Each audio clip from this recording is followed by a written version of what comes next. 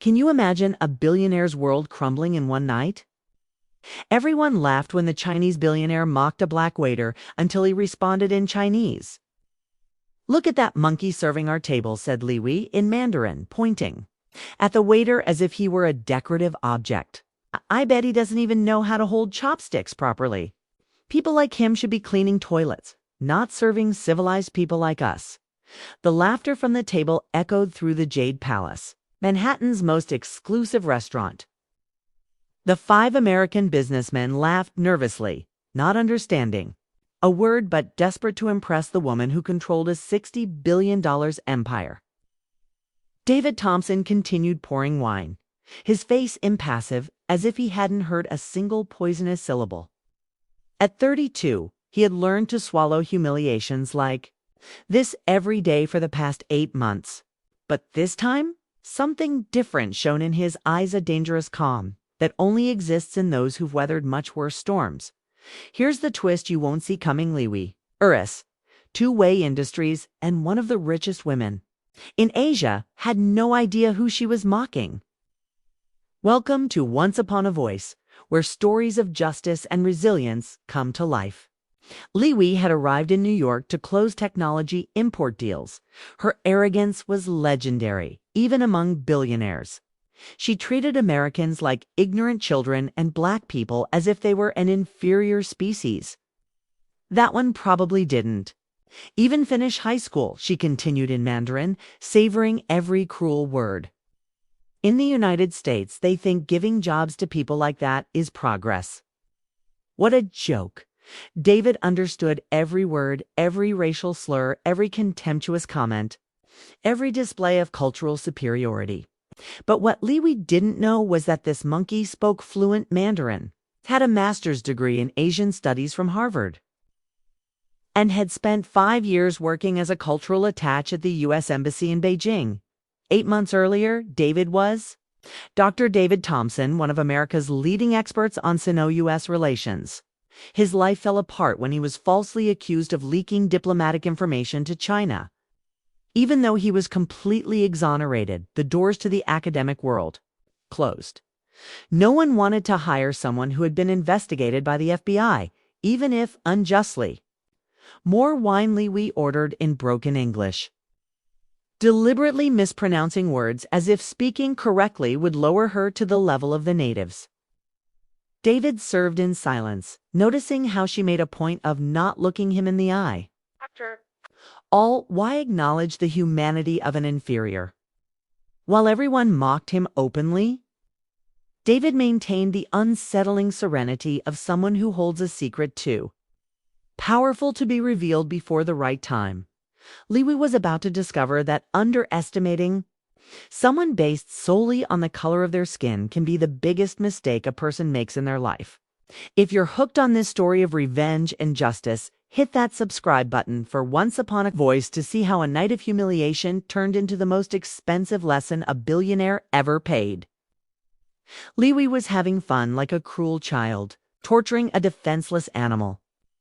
Over the next 40 minutes, she turned dinner into a spectacle of racial humiliation that made even the American businessmen shift uncomfortably in their chairs. "This monkey must think he'll get a nice tip tonight," she said in Mandarin, pretending to adjust her napkin as David served the appetizer.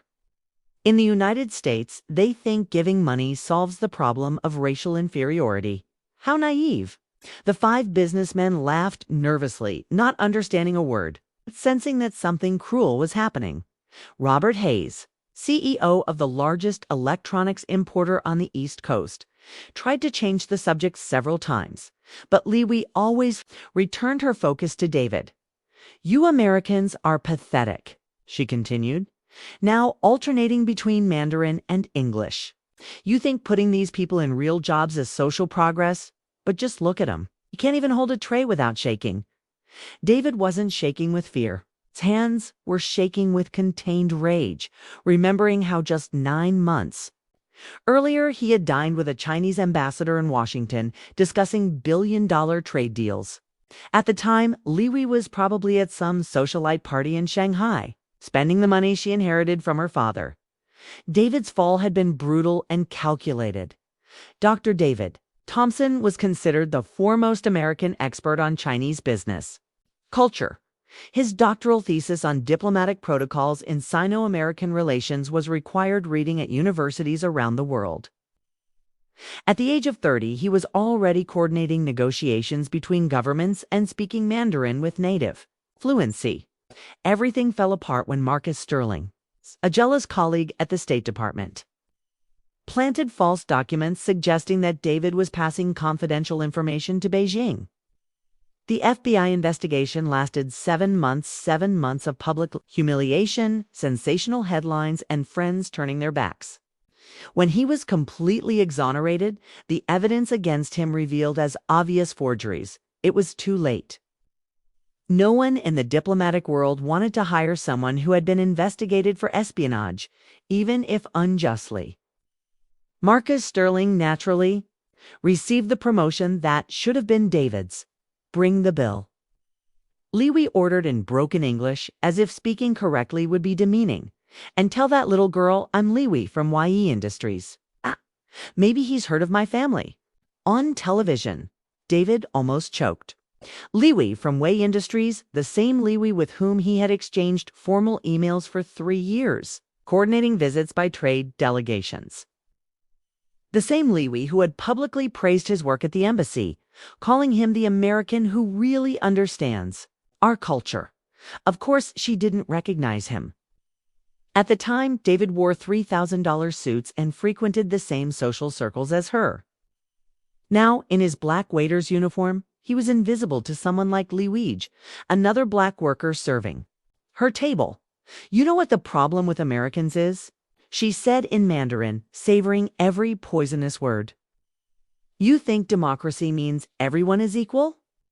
But the reality is that there are superior people and inferior people. It's the natural order of things. She pointed directly at David. That one, for example, probably has children from 3 different fathers and lives in an apartment with 10 other people. That's how these people live, in ignorance and promiscuity. Robert Hayes was visibly uncomfortable. Leewi, maybe we should focus on the contracts. No, she interrupted, waving her jeweled hand. Let me finish my American sociology lesson. You need to understand who you're dealing with when you do business with us. David continued serving, his face impassive, but internally every word was cataloged and filed away. Leewi didn't know she was digging her own grave with every insult, every display of prejudice, every show of cultural arrogance. The worst came when she asked David to come closer to the table. You, she said in English, pointing as if she were calling a dog. What is your name? David, ma'am. David, she repeated, testing the name on her tongue as if it were something unpleasant. Have you ever heard of China, David? Do you know where it is on the map? The businessmen were petrified. The situation had gone beyond all limits of acceptable embarrassment, even for men accustomed to the ruthless world of international business. Yes, ma'am, David replied calmly. Leewi laughed loudly. How cute. He knows where China is. She turned to the table, speaking in Mandarin. I would bet my fortune that this monkey has never set foot outside New York in his life. It was at that moment that something changed in the air of the restaurant. David stopped writing down the order and looked directly into Leewi's eyes for the first time that night. It wasn't submission. It wasn't fear. It was something much more dangerous. It was recognition. Each new humiliation only fueled a silent strength growing inside him, a cold determination being forged by the very injustice they were trying to impose on him.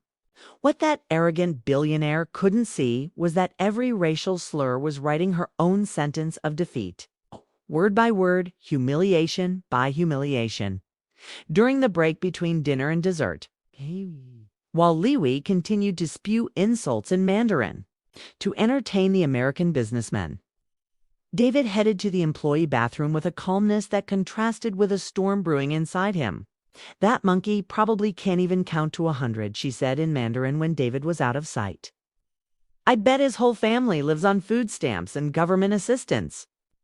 That's how that inferior race survives in the United States. Robert Hayes was visibly nauseated. "Leewi, this is going too far." "Too far?" She laughed. "You Americans are so sensitive. In China, we know how to deal with every type of person in their proper place.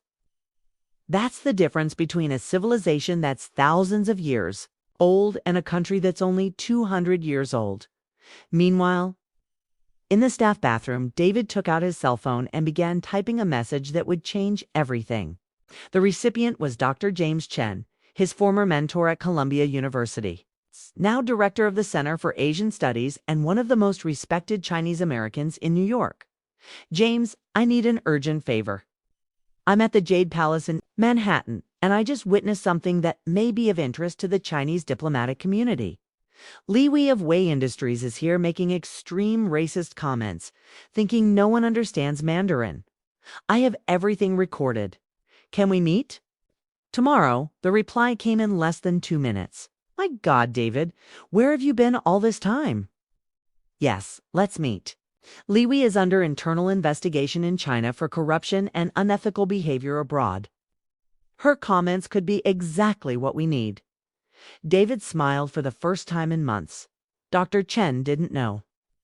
He was working as a waiter in the message. David had identified himself only as a witness to the events. His mentor still knew him as the brilliant diplomat he had been. When David returned to the hall, Leewi had escalated her humiliation campaign to a level that made even the most callous businessmen shift uncomfortably. She was speaking in deliberately broken English, imitating accents she considered inferior. You know how to clear a table properly," she said to David in childish English, as if talking to a child. "Or do you only know how to carry plates, like a trained monkey?" The businessmen fell into a deathly silence. Even for men accustomed to the cruelty of international business, this was unacceptable. But none of them had the courage to confront a woman who controlled billion-dollar contracts. "I can clear the table perfectly, ma'am," David replied with a calmness that contrasted with the violence of her words. "How cute!" She laughed loudly. "He can speak properly. Maybe he's not as dumb as he looks." She turned to the businessmen. "Did you see that? When you treat these people firmly, they learn how to behave." That was when Leewi made the mistake that would seal her fate. She took out her cell phone and began recording a video, narrating in Mandarin. "I'm here at the most expensive restaurant in Manhattan, showing how Americans educate their black workers. Look how quiet he is when I speak with authority." David continued cleaning the table. But internally, every second of that video was being cataloged as evidence. Leewi was documenting her own downfall, creating video evidence of her racial and cultural arrogance. In China, she continued recording. "We know that each race has its natural function. Black Americans are good for manual labor, but never for leadership or intelligence. It's basic biology." Robert Hayes stood up abruptly. "Excuse me, I need to make a call." He left the table, clearly upset, followed by 2 other businessmen. The situation had crossed all boundaries of tolerance. Leewi interpreted their departure as tacit approval. "Did you see how it works? When you establish a clear hierarchy, even Americans understand." She continued recording. "This waiter here is a perfect example of how to maintain social order. He knows exactly where his place is in the world." David finished clearing the table and stood respectfully to the side, waiting for instructions. But his eyes no longer showed submission. There was something different. There was a growing intensity that Leewi was too busy with her performance to notice. Over the next 20 minutes, it's created a complete file of evidence against her self-comments about Chinese racial superiority. Insults directed specifically at Black Americans.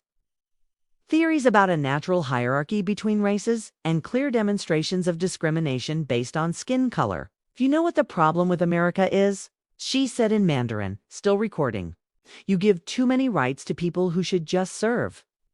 That waiter over there, for example, probably thinks he deserves the same salary as educated people like us."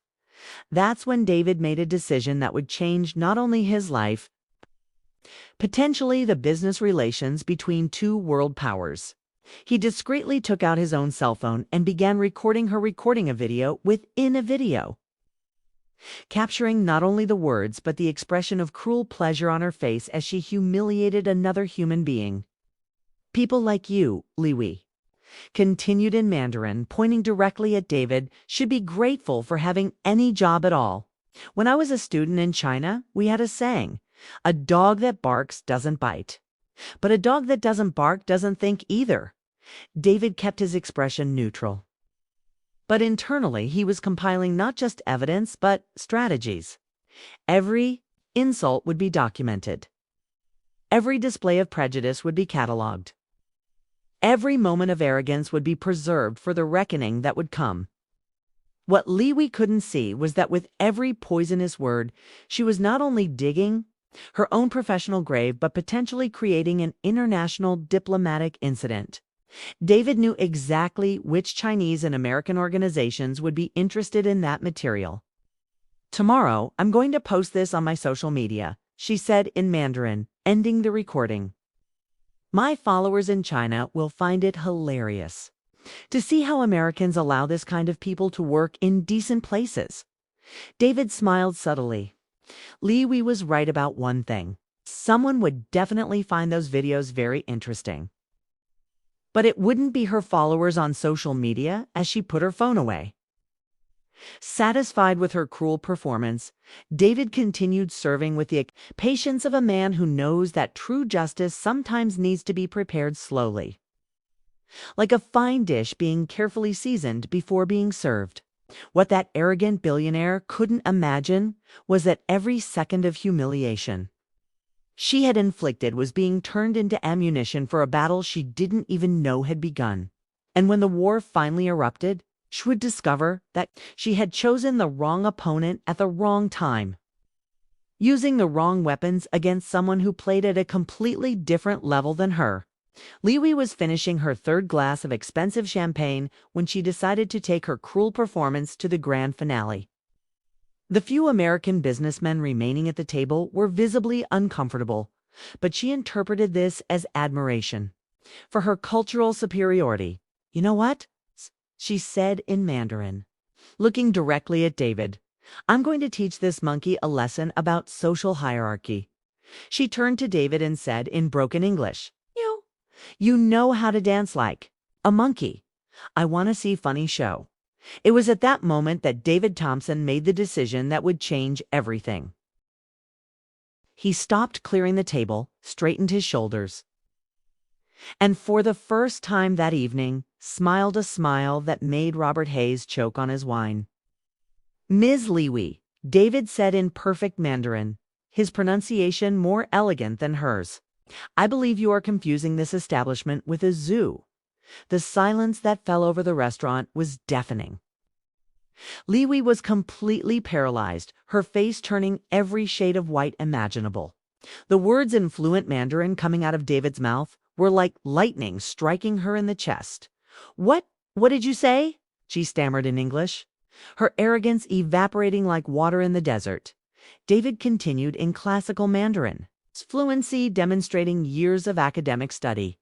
I said, it's interesting how some people confuse money with education, birth with character, and social status with human value. The American businessmen were speechless.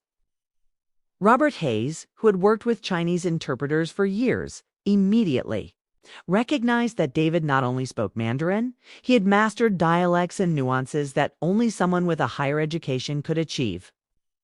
You speak Chinese, Leewi murmured, her voice almost inaudible.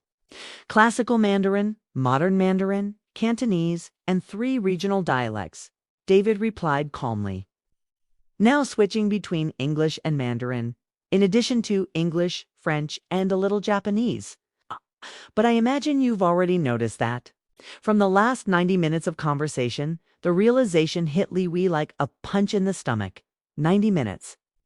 He had understood every word, every racial slur, every display of prejudice, every cruel comment she had hurled at him in Mandarin.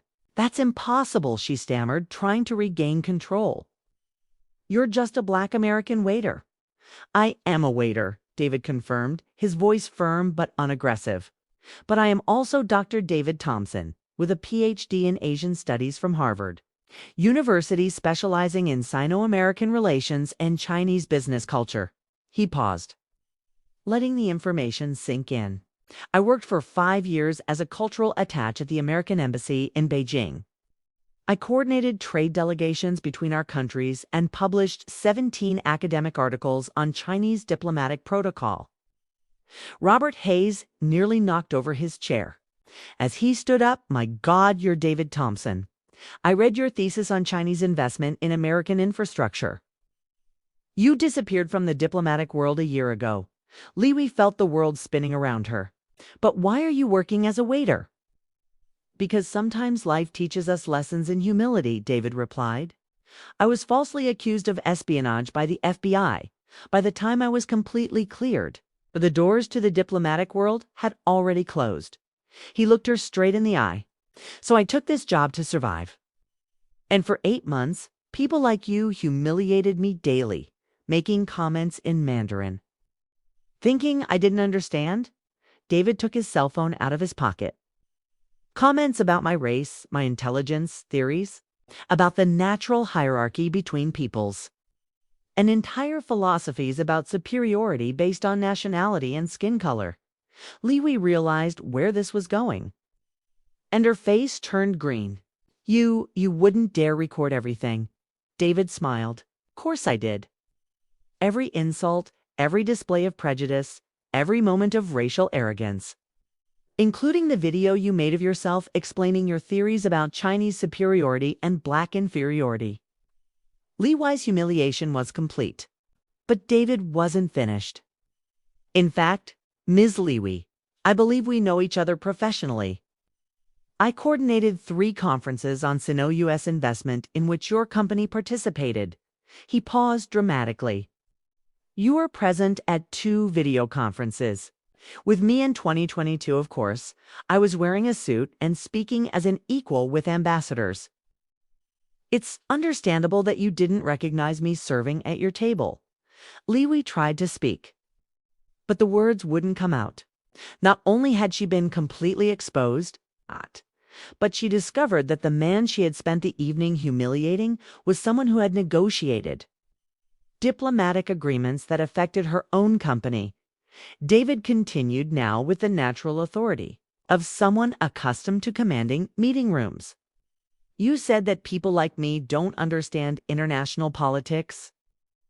But I spent 3 years negotiating trade agreements between the United States and China, including some contracts that directly benefited Wei Industries." The American businessmen were in a state of total shock. They finally understood that they had spent the entire evening passively watching one of the foremost American authorities on Chinese culture being racially humiliated by an ignorant billionaire. "You have also developed several theories about intellectual capacity based on race," David said, still in a calm but devastating tone. "It would be interesting to know what the Chinese Communist Party would think about a Chinese businesswoman promoting theories of racial superiority on American soil." Leewi finally found her voice. "You can't. It would ruin her reputation, her international contracts, her position in the family business." David finished gently. "I imagine so, especially considering that China has very strict policies about citizens who embarrass the country." "Abroad?" Robert Hayes, still processing the revelation, muttered. "Leewi, you humiliated one of America's leading experts on your own culture." David took out his cell phone and showed the screen to Leewi. "I've already sent a copy of the recordings to Dr. James Chen, director of Columbia's Center for Asian Studies. He was, let's just say, very interested in the content." The screen showed a message from Dr. Chen. "David, this is explosive. The Chinese consulate needs to see this immediately. Leewi may have created an international diplomatic incident. I also sent it to the Chinese Business Association in the United States." David continued calmly. "They have a very strict code of ethics regarding member behavior on foreign soil." Leewi was sweating cold. Her company depended on international contracts, and any racial scandal could cost billions in canceled deals. Worse still, the Chinese government did not tolerate citizens who created diplomatic problems. "Please," she whispered. All her arrogance evaporated. I didn't know who you were, and that would justify your treatment if I were really just a waiter." David asked his question, echoing through the silent restaurant. Does human dignity depend on a diploma or a bank account? The restaurant manager, who had been watching from a distance, approached the table. "Mr. Thompson," he said with renewed respect, "I didn't know your background. From now on, our policy will be very different." David nodded. "Thank you, but this isn't about me. It's about how we treat people we consider different when we think we can act without consequences. Leewi tried one last time. Okay. Dr. Thompson, maybe we can come to an agreement." An agreement. David smiled sadly. "Ms. Leewi, for 8 months, dozens of people like you humiliated me, thinking I was just another ignorant worker. Every insult was cataloged. Every display of prejudice documented." He put his phone away. "The only thing I want now is for you to leave here knowing that you have been intellectually destroyed by a Black American man you considered trash. And may that lesson stay with you for the rest of your life." Leewi stood up from the table with trembling legs, for arrogance replaced by pure panic. She knew that when those videos reached the right circles in China and the United States, her career would be over. David remained calm and dignified until the end, proving that true strength does not come from money or status, but from character. As Leewi left the restaurant, carrying the weight of the greatest humiliation of her life, one question hung in the air. Was it possible for someone so consumed by prejudice to learn anything? Or do some people simply need to learn the hard way? That arrogance always comes at a price. 3 months after that night at Jade Palace, both of their lives had changed completely, but in opposite ways. Leewi woke up once again to devastating headlines. Billionaire Leewi loses $800 million in contracts after racist videos. Read the Wall Street Journal. The Chinese consulate had issued an official statement distancing itself from her remarks.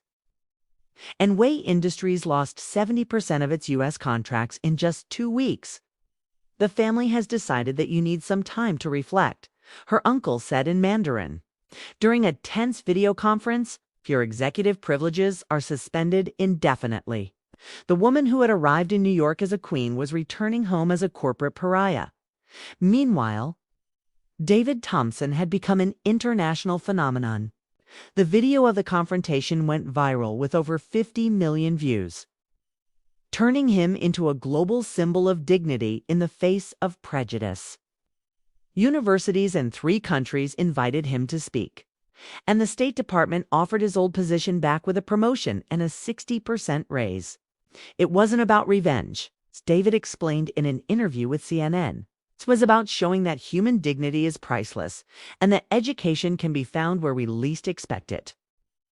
He agreed to return to diplomacy, but kept 1 day a week at Jade Palace, now as a senior advisor and minority partner. The restaurant became a pilgrimage site for human rights activists. Customers from around the world came to see the place where a waiter had taught a billionaire a lesson in humility. The movement led to the creation of the David Thompson Protocol, zero-tolerance policies against discrimination in commercial establishments. Leewi made a final public appeal, recording a video apology that only made her situation worse. "I apologize for my unfortunate comments," she said in halting English. But social media was merciless. "Not unfortunate. Racist. She's only apologizing because she got caught. Privilege doesn't buy character." 6 months later, during a conference on corporate diversity, David ran into Robert Hayes, one of the businessmen who had witnessed everything. "David, you taught us that underestimating people is the biggest business mistake there is," Hayes said, shaking his hand with genuine respect. Leewi, meanwhile, lived in seclusion in Shanghai, her arrogance replaced by social isolation. Friends avoided her, contracts were canceled, and her reputation never recovered. The most expensive lesson a billionaire has ever paid. Money can't buy dignity, and prejudice always takes its toll. If this story about dignity, overcoming, adversity, and justice touched your heart, subscribe to Once Upon a Voice and leave a comment. How would you react if you witnessed a situation like this? Together, we can spread the message that respect is not a privilege. It is a basic right of every human. Subscribe to Once Upon a Voice for more stories that inspire us to stand up, speak out, and make a difference.